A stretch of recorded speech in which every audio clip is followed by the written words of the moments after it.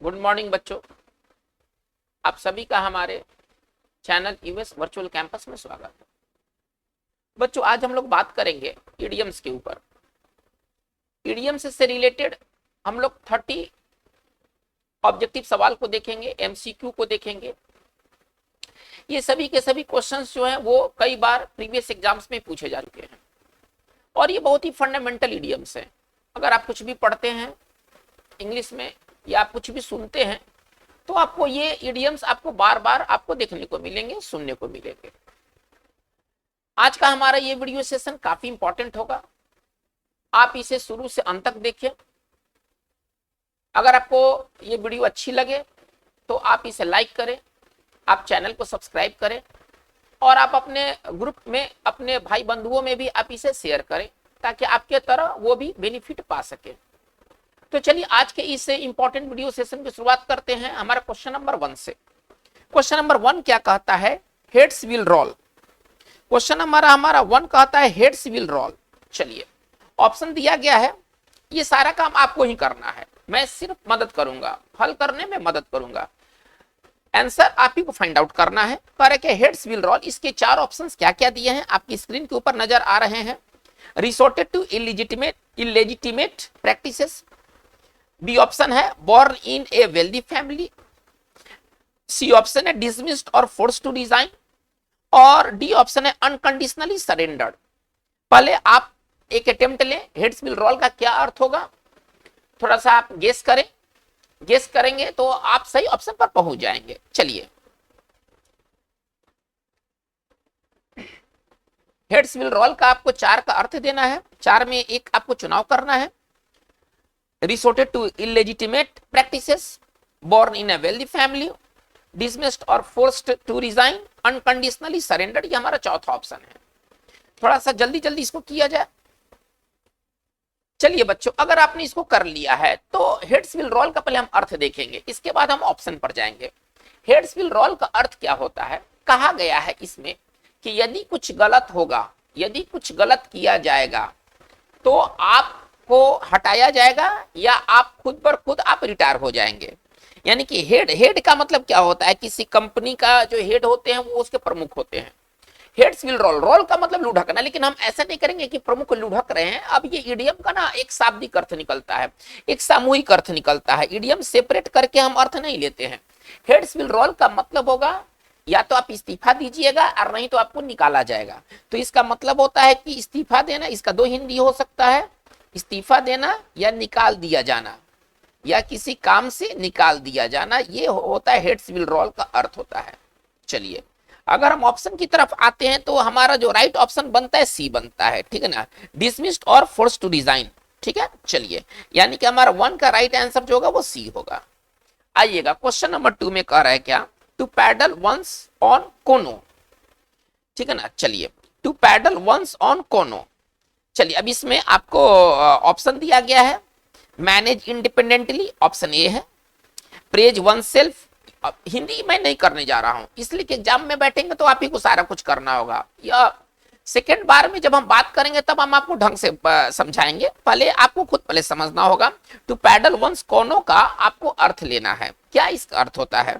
Manage independently हमारा option A है, praise oneself option B है, ऑप्शन सी क्या कहता है? वर्किंग विगरसली ऑप्शन सी कहता है और थॉटफुल ऑप्शन डी कहता है।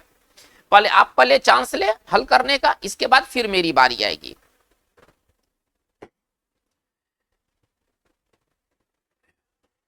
चलिए अगर आपने इसको हल कर लिया है तो पहले हम इडियम्स का पहले अर्थ देखते हैं। देखिए इसको पढ़ेंगे कोनू, इसको पढ़ेंगे कोनू। चलिए इसको पढ़ेंगे, उच्चारण करेंगे क्या? कोनू कहेंगे। और ये कोनू का मतलब क्या होता है? छोटा नाव को ना कोनू कहते हैं। आप ऐसा समझिए कोई छोटा टाइप का जो नाव होता है ना उसको कोनू कहते हैं। चलिए ये पैडल क्या होता है? पैडल आपने नाव में देखा होगा कि लोग जो है ना वो इस तरह से खींचते हैं तो पानी पीछे की ओर जाता है और नाव आगे की ओर बढ़ता है, जिसको हम कहते हैं चप्पू, है ना, जिसको कहते हैं चप्पू, है ना, चप्पू चलाया जाता है, चप्पू चलाना। यहाँ टू पैडल वर्ब है यानी कि चप्पू चलाना। अच्छा अब आते हैं हम जगह पर। आप छोटे नाव पर बैठ करके खुद से आप चप्पू चलाते हैं, इसका मतलब क्या हुआ कि आप जो है वो स्वतंत्र हैं और आत्मनिर्भर हैं। टू पैडल वंस कोनू का मतलब क्या होता है, स्वतंत्र एवं आत्मनिर्भर। आप किसी के ऊपर आश्रित नहीं है, आप स्वतंत्र हैं और आप आत्मनिर्भर हैं, सेल्फ सफिशिएंट हैं, आप जो है ना वो आत्मनिर्भर हैं। चलिए अब इसके राइट ऑप्शन की ओर हम जाते हैं। तो राइट ऑप्शन क्या मीनेगा, मैनेज इंडिपेंडेंटली, खुद से करना है ना। मैनेज इंडिपेंडेंटली का मतलब होता है खुद से करना। और भी ऑप्शन देख लेते हैं। प्रेज वन सेल्फ, खुद की प्रशंसा करना, ऐसा नहीं है।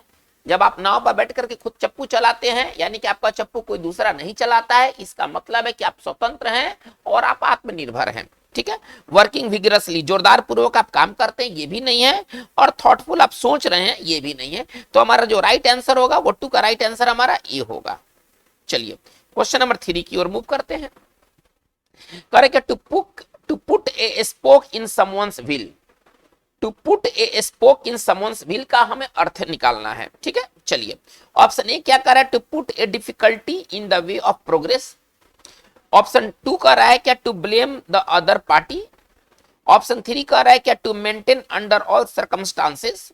और ऑप्शन डी कह रहा है to be advantageous at the time of difficulty. चलिए आप इसको पहले करने की कोशिश कीजिए, कुछ सेकंड लीजिए, है ना। कुछ सेकंड में, आपको मिनट के अंदर में बनाना है, 1 मिनट के भीतर में आपको बनाना है। आपके पास ज्यादा समय नहीं होता है, एग्जामिनेशन हॉल में आपके पास ज्यादा वक्त नहीं होता है।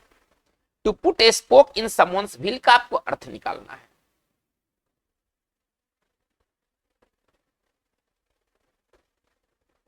चलिए अगर आपने अर्थ पा लिया है तो चलिए आप मेरे आंसर से अपने आंसर को मैच कीजिए। देखिए पहले इसका अर्थ समझते हैं। To put a spoke in someone's wheel, कोई चक्का है कि पहिया है, स्पोक होता है ना वो लगा हुआ, जो पहिया में लगा हुआ होता है। आप किसी के पहिया में एक स्पोक लगा देते हैं। ठीक है, इसका मतलब क्या है कि पहिया जो है ना वो आगे चलता है। ठीक है, और आप स्पोक लगाना ऐसा नहीं है कि आप उसके चलने में मदद कर रहे हैं, बल्कि आप उसके चलने में बाधा डाल रहे हैं। स्पोक तो पहले से लगा हुआ है, एक निश्चित संख्या में लगा हुआ है, आप अब इसके बाद आप लगाने जा रहे हैं, यानी कि आप उसके प्रगति में बाधा डाल रहे हैं। ठीक है ना, इसका मतलब होता है कि टू थ्वाट ए प्लान, किसी का योजना बिगाड़ देना, है ना। अगर आप put a spoke in someone's wheel करते हैं तो आप योजना बिगाड़ते हैं, योजना बिगाड़ देना। आप इसको सरल भाषा में समझिए, योजना बिगाड़ देना। चलिए ठीक है ना, इसका जो राइट अर्थ होता है वो योजना बिगाड़ देना। चलिए हम आगे बात को लेके चलते हैं। अब हम ऑप्शन देखते हैं कि राइट ऑप्शन क्या है। तो राइट ऑप्शन हमारा ए होना चाहिए। To put a difficulty in the way of progress, मतलब योजना बिगाड़ देना का मतलब क्या होता है, प्रगति में एक तरह का बाधा डालना। व्हील तो प्रगति का प्रतीक है, आप उसमें एक स्पोक डाल रहे हैं, यानी कि आप उसमें बाधा डाल रहे हैं, कठिनाई डाल रहे हैं। यानी कि हमारा जो 3 का राइट आंसर हमारा ए होने वाला है। चलिए हमारा 3 का राइट आंसर जो होगा वो ए होगा।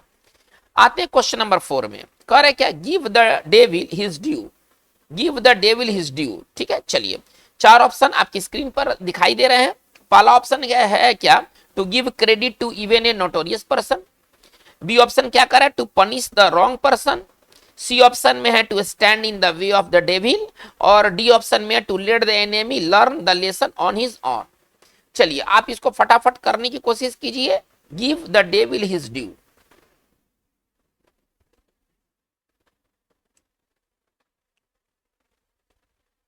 चलिए बच्चों अगर आपने इसको कर लिया है, ठीक है ना, तो इसका मतलब क्या हम पहले निकालते हैं, है ना। इसका मतलब क्या होता है ना कि किसी, देखिए ड्यू का मतलब क्या होता है, पहले एक पहले वर्ड को लेके चलते हैं। ड्यू का मतलब होता है कि वो चीज जो किसी को प्राप्त करना है, मतलब आप इसको समझिए कि दे, इसको सरल भाषा में उसको देना है ना, है ना। देने वाला चीज दे कहलाता है। ठीक है, डेविल का मतलब शैतान। देखिए इसका मतलब ये हुआ कि आप जो व्यक्ति किसी चीज का हकदार है आप उसको जरूर दे, चाहे वो बदनामी क्यों ना हो, चाहे वो शैतानी क्यों ना हो। वो यदि वो किसी चीज का हकदार है तो उसे वो चीज जरूर मिलना चाहिए। ठीक है ना, यानी कि इसका मतलब है कि बुरे व्यक्ति को भी सम्मान का चीज देना, जो चीज का वो हकदार है, हकदार का चीज देना जिस चीज का वो हक रखता है। अब अगर हम ऑप्शन की ओर आते हैं तो हमारा राइट ऑप्शन जो होता है ना वो ए बनता है। To give credit to even a notorious person, है ना, किसी व्यक्ति को उसका श्रेय देना। इसका अगर हम सरल अर्थ कहें तो किसी व्यक्ति को उसका श्रेय देना, चाहे व्यक्ति बुरा ही क्यों ना हो, यदि वो श्रेय वाला काम किया है तो श्रेय दिया जाना चाहिए। ठीक है ना, किसी व्यक्ति को उसका श्रेय देना। चलिए अब हम आते हैं क्वेश्चन नंबर है ना 5 की तरफ। इसका मतलब है कि हमारा 4 का राइट आंसर क्या होगा, ए होगा। बाकी ऑप्शन फिट नहीं बैठते हैं, बाकी ऑप्शन जो है ना वो फिट नहीं बैठते हैं। आइए क्वेश्चन नंबर 5 क्या कर रहा है, not one's cup of tea, है ना, not one's cup of tea. चलिए अब इसमें ऑप्शन क्या क्या दिया है, नॉट वंस चॉइस और preference, to stop having breakfast, to accept defeat even before attempting to take up the challenge, और नॉन ऑफ दीज। चलिए बच्चों आप इसको थोड़ा सा जल्दी जल्दी करने की कोशिश कीजिए। Not one's cup of tea का आपको राइट अर्थ चुनना है।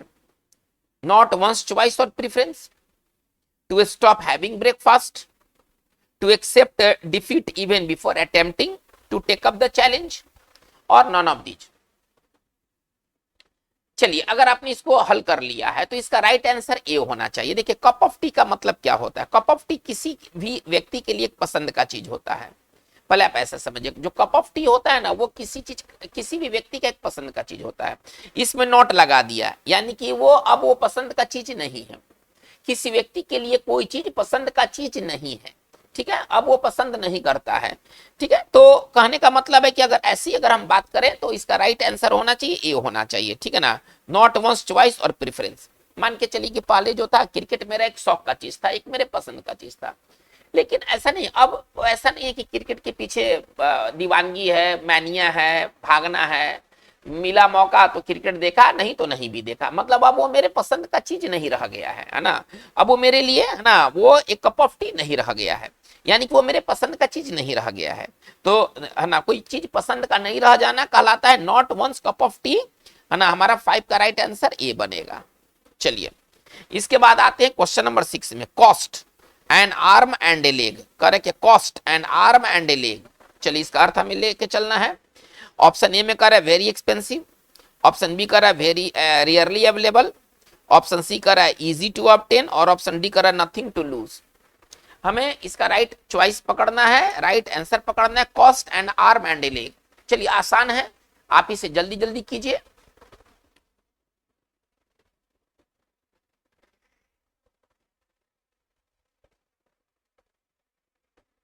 चलिए अगर आपने इसको बना लिया है तो चलिए इसको देखते हैं। चलिए cost and arm and leg का मतलब क्या हुआ कि आपको अपना एक बाह, ऐसे अगर हिंदी निकालते हैं तो बाह खर्चा करना पड़ा, एक लेग एक पैर खर्चा करना पड़ा। अब ऐसा कोई थोड़े होता है कोई बाह खर्च करता है, ये लेग खर्च करता है, बाह कटवाएगा पैर कटवाएगा, कटवाएगा खर्च नहीं करेगा। इसका मतलब है, इसका इडियम्स का मतलब है कि बहुत महंगा होना, इसको आप ऐसे समझिए, बहुत महंगा होना या ज्यादा कीमत चुकाना, महंगा होना, या इसको सरल भाषा में कहें तो ज्यादा कीमत चुकाना। देखिए इडियम का अलग अर्थ होता है, अगर आप अलग अलग वर्ड को लेकर के अगर आप अर्थ निकालते हैं, वो जो अर्थ होगा वो रिडिकुलस अर्थ होगा, वो बेकार का अर्थ होगा। तो बहुत महंगा होना या ज्यादा कीमत चुकाना, ठीक है। चलिए अगर आप किसी चीज के लिए कॉस्ट एंड आर्म एंड ले करते हैं तो आप ज्यादा कीमत चुकाते हैं, इसका मतलब है कि वेरी एक्सपेंसिव होना चाहिए। 6 का राइट आंसर हमारा ए होना चाहिए। आइए क्वेश्चन नंबर 7 में कर है क्या, get up on the wrong side of the bed. कर है क्या, get up on the wrong side of the bed, है ना। चलिए ऑप्शन देखते हैं क्या है, make a wrong decision and regret it for the rest of the life. चलिए ऑप्शन बी कर है क्या, suffer an uncomfortable stay at an unfamiliar place. C option क्या कर रहा है, have a sleepless night specially due to worries. और D कर है क्या, है ना, start the day in a bad mood which continues all day long. चलिए आसान है, आप रॉन्ग साइड, है ना, बेड के रॉन्ग साइड से आप जगते हैं, बेड के रॉन्ग साइड से आप उठते हैं, तो इसका अर्थ क्या निकलेगा। चलिए अगर आप समझ रहे हैं, आंसर को समझ रहे हैं, तो चलिए इसको मैच करते हैं। इसका मतलब है कि आपका जो है ना, इसका सिंपल है कि सिंपल अगर हिंदी कहें तो दिन भर झल्लाते रहना, बैड मूड में होना। अगर आप अगर बेड के अगर आप रॉन्ग साइड उठते हैं, इसका मतलब है कि आप बैड मूड में रहते हैं और झल्लाते, लोगों पर झल्लाते रहते हैं। तो आप इसको समझिए कि है ना, झल्लाना, है ना, इसका अगर सिंपल हिंदी लिखे झल्लाना, खिसियाना, है ना, मतलब खराब मिजाज होना। इसको सरल शब्दों में लिखे तो खराब मिजाज होना। चलिए अब आप राइट आंसर की ओर आते हैं, ठीक है ना। तो इसका आंसर क्या होना चाहिए, ठीक है ना। चलिए इसका आंसर होना चाहिए start the day in a bad mood, खराब मूड से दिन की शुरुआत करना, विच कंटिन्यूज ऑल डे लॉन्ग, जो दिन भर चलते रहता है। आपका खराब मूड ऐसा नहीं है कि दोपहर के बाद ठीक हो जाएगा, आपका मूड दिन भर खराब होते रहेगा। इसका मतलब कि आप लोगों पर झलाइएगा, आपका मिजाज हमेशा खराब रहेगा। इसका मतलब है कि 7 का राइट आंसर हमारा डी होना चाहिए। चलिए आते हैं क्वेश्चन नंबर 8 में। करे क्या to show a clean pair of heels, करे क्या to show a clean pair of heels, ठीक है ना। चलिए क्लीन पेयर ऑफ हिल्स दिखलाना, इसका क्या मतलब है। चलिए ऑप्शन कर रहा है हाइड, स्केप, परयूस और परसू। चलिए इसको फटाफट कीजिए, एकदम आसान ये इडियम है।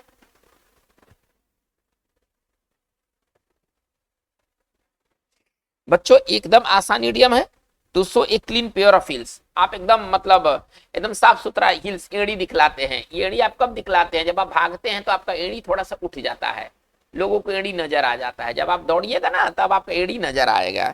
इसका मतलब है कि यहाँ पर भागने का सेंस है। स्केप मतलब होता है बच के निकल जाना, हमारा राइट आंसर होगा बच के निकलना, भाग जाना, बचकर निकलना, ठीक है ना। या इसका दूसरा हिंदी कह सकते हैं भाग जाना। चलिए इसका मतलब है कि हमारा 8 का जो राइट आंसर क्या होना चाहिए, 8 का राइट आंसर बी होना चाहिए। आइएगा 9 नंबर में, कह रहा है क्या to take someone for a ride, ठीक है ना। To take someone for a ride, चलिए इसका अर्थ आपको लेके चलना है। तो ए ऑप्शन क्या कर रहा है, to give a ride to someone, B option कर रहा है कि to deceive someone, C option कर रहा है टू बी इंडिफरेंट और डी ऑप्शन कर रहा है to disclose a secret. 4 option में एक ऑप्शन का चुनाव करना है। To take someone for a ride का क्या अर्थ निकलेगा, to give a ride to someone, to deceive someone, to be indifferent, to disclose a secret. चलिए बच्चों अगर आपने इसको हल कर लिया है तो इसका राइट आंसर होना चाहिए, है ना, ठगना, है ना, ठगने वाली बात इसमें है ना। To take someone for a ride का मतलब क्या होता है, सिंपल हिंदी समझिए कि ठगना, इसका चीट। इसका अगर एक सिनोनिम्स लिखे तो इसका एक सिनोनिम्स होगा चीट, डिसीव, ठीक है ना। डिसीव तो यहाँ दिया हुआ है, यानी कि अगर आप किसको मूर्ख बनाते हैं, ठगना मूर्ख बनाना इसका हिंदी निकलेगा, ठीक है ना। ठगना मूर्ख बनाना इसका हिंदी निकलेगा। इसका मतलब है कि 9 का राइट आंसर जो होना चाहिए वो बी होना चाहिए। आइएगा नंबर 10 में, ऑन द कारपेट, बहुत बढ़िया ये इडियम है। चलिए under consideration, subject to criticism, on the ground और a heartfelt welcome. On the carpet का आपको अर्थ निकालना है।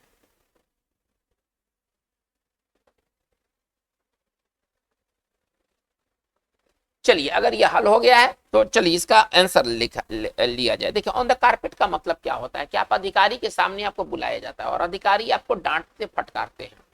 आप कारपेट पर खड़े रहते हैं, यानी कि आप अपने बॉस के सामने खड़े रहते हैं और बॉस आपको डांटते फटकारते हैं, ठीक है ना। तो इसका मतलब क्या हो जाएगा, सब्जेक्ट टू क्रिटिसिज्म, एक यही दिखाई दे रहा है। आलोचना का जो विषय है, आलोचना का जो पात्र है वो सब्जेक्ट टू क्रिटिसिज्म होता है। ऑन द कारपेट का मतलब क्या होता है ना कि आप इसको सरल भाषा में समझिए कि सजा पाना, है ना, डांटना फटकारना सुनना, है ना, डांट सुनना। इसको सरल भाषा में समझिए, डांट सुनना, फटकार सुनना, ठीक है ना। चलिए ये ऑन द कारपेट का मतलब हुआ, यानी कि 10 का राइट आंसर हमारा बी होगा। आइएगा 11 नंबर में, to cut the Gordian knot, to cut the Gordian knot का हमें अर्थ लेके चलना है, ठीक है। चलिए ऑप्शन 4 में क्या दिया है, 4 ऑप्शन में क्या दिया, पहला ऑप्शन देखते हैं, to perform an opening ceremony, B option दिया है to solve a difficult problem, C दिया है to get a sharp injury और चौथा दिया है नॉन ऑफ दिस, डी दिया है नॉन ऑफ दिस, ठीक है ना। चलिए बच्चों जल्दी जल्दी इसको कीजिए। तो to cut the Gordian note, देखिए to cut the Gordian knot का मतलब क्या होता है। गॉर्जियन जो है ना एक कहानी है, एक कहानी है। ये गॉर्डियस नाम का एक राजा था, ठीक है ना, गॉर्डियस नाम का एक राजा था, आप ऐसे समझिए, ठीक है ना। गॉर्डियस नाम का एक राजा था, तो इसने एक बहुत बड़ा गिरह पार दिया। उसको रस्सी में क्या होता है, गिरह होता है, गांठ होता है, एक बहुत कॉम्प्लिकेटेड गांठ बना दिया और बोला कि जो इसको खोलेगा या जो इसको काटेगा, है ना, वो एशिया का राजा बनेगा। कहानी क्या कहता है कि अलेक्जेंडर जो था, अलेक्जेंडर सिकंदर जिसको आप हिंदी में कहते हैं, अपनी तलवार से इस नॉट को काट दिया था, है ना, अपनी तलवार से। कहानी वाली बात है, ठीक है ना, ये लीजेंड वाली बात है। यानी कि कट द गॉर्जियन नोट इसी से बना है, गॉर्डियस राजा से ही बना है गॉर्डियन नोट, ठीक है ना। नोट का मतलब गांठ होता है। तो इसका मतलब होता है कि आप एक बहुत ही कठिन काम को कर लेते हैं, कठिन काम को कर लेते हैं, है ना। To solve a difficult problem, ये होना चाहिए, है ना। मुश्किल भरी समस्या को, इम्पॉसिबल समस्या को हल कर देना। वो बहुत ही कॉम्प्लिकेटेड गांठ को ना अलेक्जेंडर ने अपनी तलवार से काट दिया था। तो इसका मतलब है कि इसका सिंपल अगर हिंदी क्या होगा तो कठिन काम को करना, कठिन कार्य करना, इसको सरल भाषा में कहें कठिन कार्य करना। इसका मतलब है कि 11 का राइट आंसर हमारा बी होना चाहिए। आइएगा 12 में कह रहा है क्या, a fair crack of the whip, है ना, a fair crack of the whip. चलिए 4 ऑप्शन दिया गया इसके लिए, to go out for a morning walk, है ना, to get a fair chance, to get unexpected success, और नॉन ऑफ दिस। चलिए बच्चों आप इसको थोड़ा सा समय लेकर कीजिए।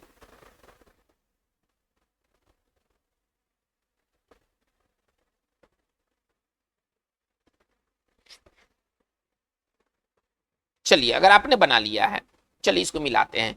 विप का मतलब क्या होता है? विप का मतलब होता है चाबुक, चाबुक को विप कहते हैं, ठीक है ना। चलिए चाबुक को विप कहते हैं। क्रैक का मतलब चोट, और है ना फेयर क्रैक मतलब आप उस पर मार रहे हैं। देखिए इसका मतलब होता है कि आप सभी को ना, फेयर मतलब होता है उचित, fair crack of the whip, सब पर चाबुक चलना चाहिए, फेयर होना चाहिए, यानी कि सभी पर चाबुक चलना चाहिए, किसी एक व्यक्ति पर नहीं। तो इसका मतलब है कि सभी को बराबर का मौका मिलना, है ना, to get a fair chance, सभी को बराबर का मौका मिलना, यही इसका राइट अर्थ है। यानी कि हमारा जो 12 का राइट आंसर जो होगा वो बी होगा, है ना। सभी को समान मौका मिलना, समान मौका मिलना, आप ऐसे समझिए, सरल भाषा में हम लेके चल रहे हैं, समान मौका मिलना, हर व्यक्ति को समान मौका मिलना चाहिए। चलिए आते क्वेश्चन नंबर 13 में, कह रहे कि पाई इन द स्काई। हमारा अगला जो इडियम है वो कह रहे कि पाई इन द स्काई का क्या अर्थ है? चलिए, beautiful surroundings, A option, event unlikely to happen, B option, rainy season, C option, और फॉरेन ट्रेडिशंस, डी ऑप्शन। चलिए पहले आप इसे खुद से करने की कोशिश कीजिए। पाई इन द स्काई का क्या अर्थ है? चलिए अगर आपने इसको हल कर लिया है तो पाई इन द स्काई का मतलब होता है कि एक असंभव घटने वाली घटना, एक असंभव घटना जो कभी घटे, है ना, जो कभी घटे वो असंभव घटना, है ना, असंभव सी घटना, आप ऐसे समझे, असंभव, है ना, घटना को हम कहते हैं पाई इन द स्काई। चलिए इसका मतलब है कि इसका कोई चांस नहीं बनेगा, है ना। इसके लिए एक वर्ड अगर लिखे तो अनलाइकली, लाइकली मतलब संभावित, और अनलाइकली मतलब जो हो नहीं सकता है, ठीक है। इसका मतलब है कि हमारा राइट आंसर क्या होना चाहिए? 13 का राइट आंसर हमारा बी होना चाहिए। आइए नंबर 14 में कह रहा है क्या, to mind one's p's and q's. कह रहे क्या, to mind one's p's and q's. चलिए इसका क्या अर्थ निकलेगा?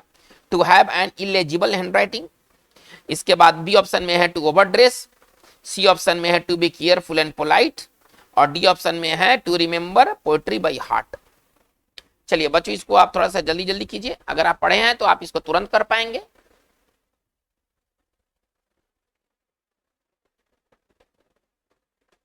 चलिए अगर आपने इसको हल कर लिया है तो इसका राइट आंसर होना चाहिए, है ना, सजग होना, है ना, कोई चीज के लिए सजग होना, है ना। इसका राइट आंसर 14 का राइट आंसर सी होना चाहिए, ठीक है ना। टू बी केयरफुल, सावधान रहना, सजग रहना, ठीक है ना।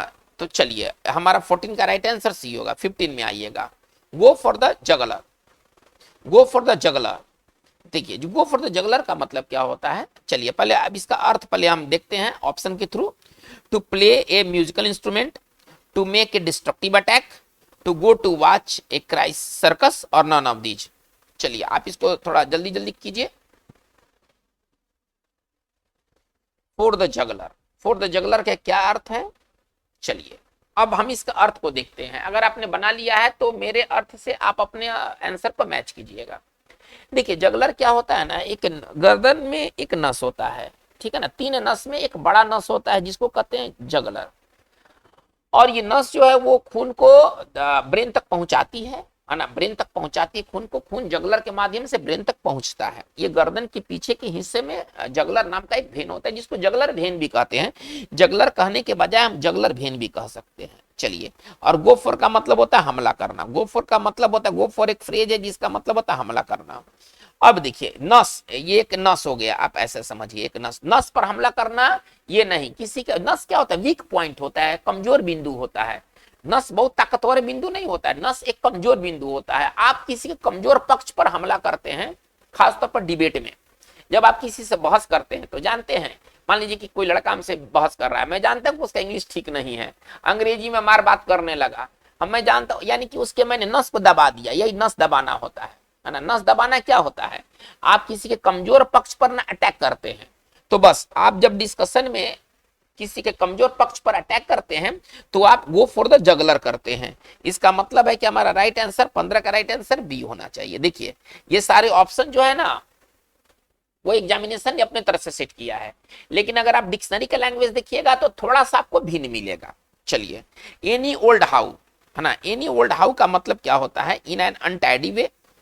चलिए, बाई चांस, अनप्रेडिक्टेबल और ए हॉरर मूवी, ये आपको एनी ओल्ड हाउ का आपको अर्थ निकालना है। आप इसको थोड़ा सा जल्दी जल्दी करने की कोशिश कीजिए।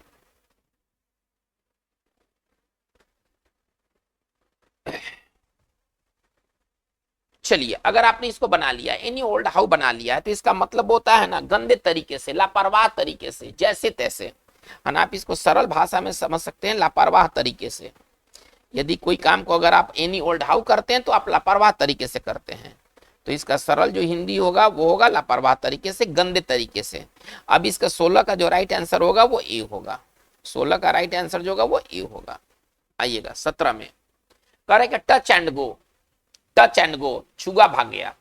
देखिए इसका मतलब क्या होता है, छुआ भाग गया, ये तो मतलब ये तो शाब्दिक अर्थ हो गया। इसके इडियम्स में क्या अर्थ है, चलिए ऑप्शन देखते हैं। A weak person, uncertain as to the result, to catch a thief और ए टफ कंपटीटर। चलिए पहले ढूंढना आपका काम है, टच एंड गो का हमें अर्थ लेके चलना है।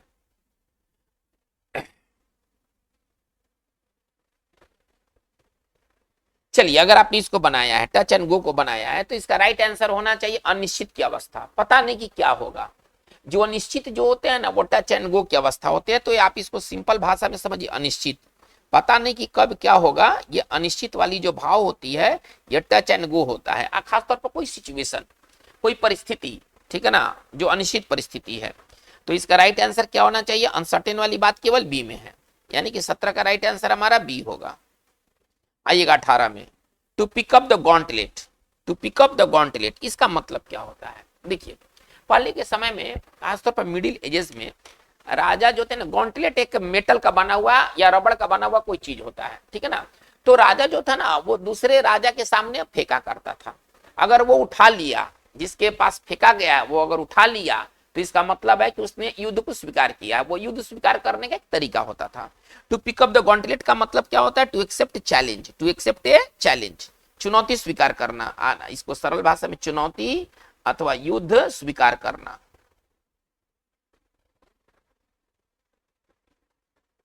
चुनौती अथवा युद्ध स्वीकार करना, इसका राइट आंसर क्या होना चाहिए, इसका राइट आंसर बी होना चाहिए। आइएगा नंबर 19 में, कह रहा है क्या, ऑड्स एंड इंड्स, है ना। ऑड्स एंड इंड्स का आपको अर्थ निकालना है। चलिए, ए ऑप्शन क्या कर है, नॉनसेंस। बी ऑप्शन क्या क्या कर है, मिसलेनियस थिंग्स। सी ऑप्शन क्या है भाई, वेरियस इंटेंशंस। और डी ऑप्शन क्या है, क्वारलसम पर्सन। इसमें से कौन सा राइट आंसर होना चाहिए ऑड्स एंड इंड्स का। चलिए थोड़ा इसको आप जल्दी जल्दी कीजिए।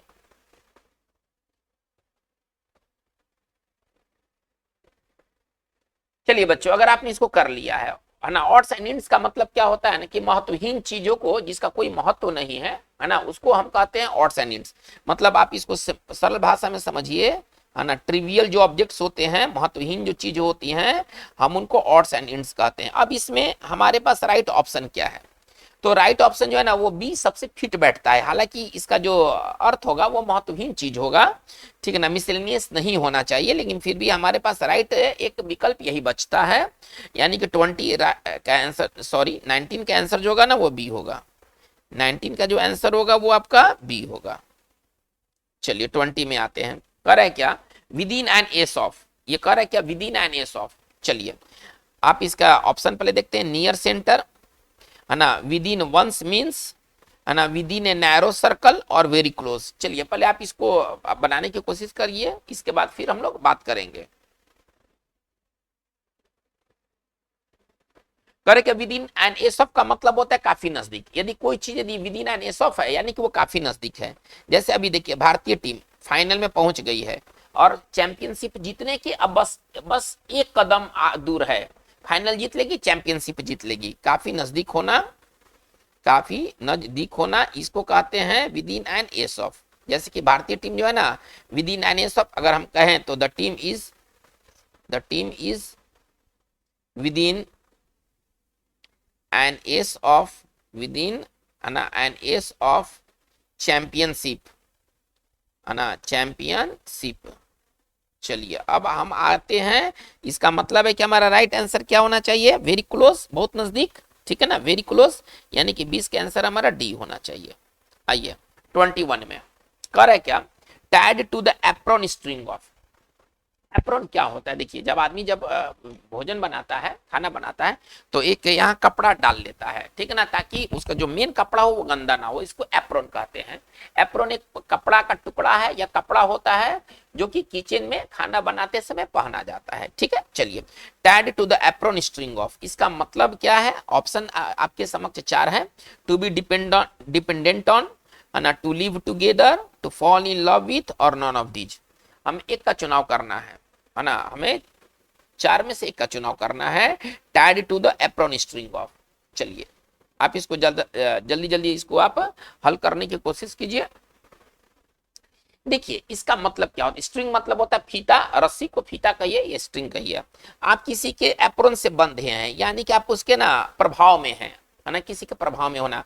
कभी आपने सुना होगा हिंदी में पल्लू, पल्लू में बंधे रहना, है ना, पल्लू, है ना, पल्लू में बंधे रहना, हिंदी मुहावरा है, पल्लू में बंधे रहना, ठीक है ना। चलिए इसका मतलब क्या है कि किसी के प्रभाव में रहना, जैसे कि वो अपनी पत्नी के पल्लू से बंधा रहता है, पल्लू से, सॉरी, पल्लू से बंधे रहना, वो अपनी पत्नी के पल्लू से बंधा रहता है, यानी कि उसकी पत्नी उस पर हावी रहती है, डोमिनेट करती है उसको, और वो पत्नी के इन्फ्लुएंस में रहता है, जीता है। इसका मतलब है कि डिपेंडेंट होना, ठीक है ना, पल्लू से बंधे रहना, इसका राइट हिंदी होना चाहिए, ये भी हिंदी मुहावरा है, ठीक है। यानी कि हमारा 21 का राइट आंसर क्या होगा, ए होगा। आइए 22 में कर है क्या, to feather one's nest. To feather one's nest का क्या अर्थ है, चलिए 4 ऑप्शंस दिया गया है। To achieve something, to earn in an honest way, to earn in a dishonest way, और टू स्क्वेंडर। चलिए अगर आपने इसको जल्दी जल्दी अगर फटाफट कर लिया है तो इसके आंसर को मिलाते हैं, ठीक है ना, ये सब आसान कैटेगरी के ये सब इडियम्स है। टू फीदर वंस नेस्ट का मतलब होता है कि बेईमानी से पैसा कमाना, है ना, बेईमानी से पैसा कमाना, बेईमानी से लाभान्वित होना, यानी कि 22 का राइट आंसर हमारा सी होगा, बेईमानी पूर्वक काम करना, ठीक है ना, इसको सरल भाषा में कहें तो बेईमानी पूर्वक काम करना। चलिए आते 23 में, ब्राउन स्टडी का क्या मतलब होता है। देखिए यदि कोई व्यक्ति ब्राउन स्टडी में है तो उसके 4 ऑप्शन में से एक ऑप्शन का चुनाव करना है। Practical advantage, deep in thought, to study pointlessly, और टू स्टडी सिंसियरली, ठीक है ना। ब्राउन स्टडी का हमें अर्थ निकालना है, तो ब्राउन स्टडी का अर्थ जो होगा, अगर आपने आंसर निकाल लिया है तो देखिए, और नहीं निकाले हैं तो आप थोड़ा सीखिए। ब्राउन स्टडी का अर्थ होता है ना विचारों में खोया हुआ, है ना, इसको सरल भाषा में कहें तो विचारों में खोया हुआ, विचारों में खोया हुआ। इसका जो एक अगर छोटा अगर हिंदी लिखे तो मग्न, मग्न मतलब होता है खो जाना, तो मग्नता, इसका जो राइट हिंदी होगा वो होगा मग्नता। इसका मतलब है कि डीप इन थॉट होना चाहिए, नहीं, 23 का राइट आंसर हमारा बी होना चाहिए। आइए 24 में आते हैं, ब्लाइंड अले। ब्लाइंड अले, अले क्या होता है, देखिए ऊंचे ऊंचे भवनों के बीच जो संकरी गलियां होती है ना, दोनों तरफ से ऊंचे ऊंचे भवन है तो नीचे से संकरी गली है, ठीक है ना, इसको अले कहते हैं। अले का मतलब गली, आप इसको सरल भाषा में समझिए तो अले का मतलब गली, यानी कि ब्लाइंड अले है, पता नहीं कि कहां जाके खत्म होगा। कोई अगर गली है, अगर ब्लाइंड है, इसका मतलब है कि आपको मार्गदर्शन नहीं कर रहा है। चलिए 4 ऑप्शन में क्या क्या भाई है, unprofitable action, profitable action, blindness due to old age, और ए डार्क रूम। चलिए ब्लाइंड अले का मतलब क्या होता है, देखिए एक वैसा चीज जो कि शुरू में लगा था कि सफल होगा लेकिन बाद में सफल नहीं हो सका, है ना, वो बाद में सफल नहीं हो सका। अनप्रॉफिटेबल एक्शन होना चाहिए, ठीक है ना, चूंकि, है ना, क्योंकि आपको ये शुरू में तो प्रॉमिस दिखलाएगा लेकिन बाद में आपको ये घाटा दे देगा। चलिए आते 25 में, कर है क्या, wild cat strike. Wild cat strike का क्या मतलब है, ठीक है। चलिए ऑप्शन क्या दिया है, फ्यूरियस अटैक, बी दिया है strike not approved by the union official, C दिया है strike in which violence is committed, और डी दिया है to face a strong enemy. चलिए वाइल्ड कैट स्ट्राइक, है ना, बिल्ली जो है वो जंगली बिल्ली अब हमला कर दी, इसका मतलब है कि यहाँ पर स्ट्राइक का मतलब यहाँ पर हड़ताल से है, ठीक है ना सर, यहाँ पर समझना होगा, यहाँ पर हड़ताल से है। चलिए, इसका मतलब है कि एक वैसा हड़ताल जो कि अनधिकृत हो, जिसको यूनियन है ना उसको अप्रूव नहीं किया हो, एक वैसा हड़ताल जो कि अनअप्रूव्ड हड़ताल हो, तो इसका ये कौन सा हड़ताल होगा, ठीक है ना, ये जो होगा वो अनधिकृत, अनाधिकृत यानी कि उसको पावर नहीं दिया गया है हड़ताल करने के लिए। ओके, इसका मतलब है कि 25 का राइट आंसर जो होगा बी होगा। वाइल्ड कैट स्ट्राइक का मतलब क्या होता है, अनाधिकृत हड़ताल, वो हड़ताल जिसको राजामंदी नहीं दिया गया है सरकार द्वारा, लेकिन हड़ताल फिर भी निकाला गया। आइए इसके बाद आते 26 में। 26 क्या कर रहा है, टू ईट हम्बल पाई, ठीक है ना, बहुत ये इंपॉर्टेंट इडियम है, ये एक बार नहीं, ये मल्टीपल टाइम्स एग्जाम्स में पूछे जा चुके हैं। टू ईट हम्बल पाई, चलिए ऑप्शन ए क्या करा है, टू ईट स्लोली, धीमे खाना, बी करेगा to have an excellent dish, बहुत शानदार भोजन होना, सी कर है to live in a modest manner, है ना, विनम्रता से रहना, और टू हैव टू अप्लोगाइज, और क्षमा मांगना। चलिए इसको थोड़ा सा बच्चों आप जल्दी जल्दी करने की कोशिश कीजिए। टू ईट हम्बल पाई का क्या अर्थ होगा, तो इसका राइट जो अर्थ निकलने वाला है ना वो है क्षमा मांगना, ठीक है ना, इसका हिंदी है क्षमा मांगना। अगर आप हम्बल पाई करते हैं, आप क्षमा मांगते हैं, हमारा राइट आंसर जो होगा वो डी होगा। आइएगा 27 में आते हैं, to face the music. To face the music बहुत ही इंपॉर्टेंट और बहुत ही कॉमन ये है ना, ये फ्रेजल वर्ब है, इडियम्स है, और एक नहीं ये कई एग्जाम्स में इडियम से पूछे जा चुके हैं। चलिए, फेस द म्यूजिक का क्या मतलब है, to enjoy a musical recital, to bear the consequences, to live in a pleasant atmosphere, और टू हैव टॉरिड टाइम्स।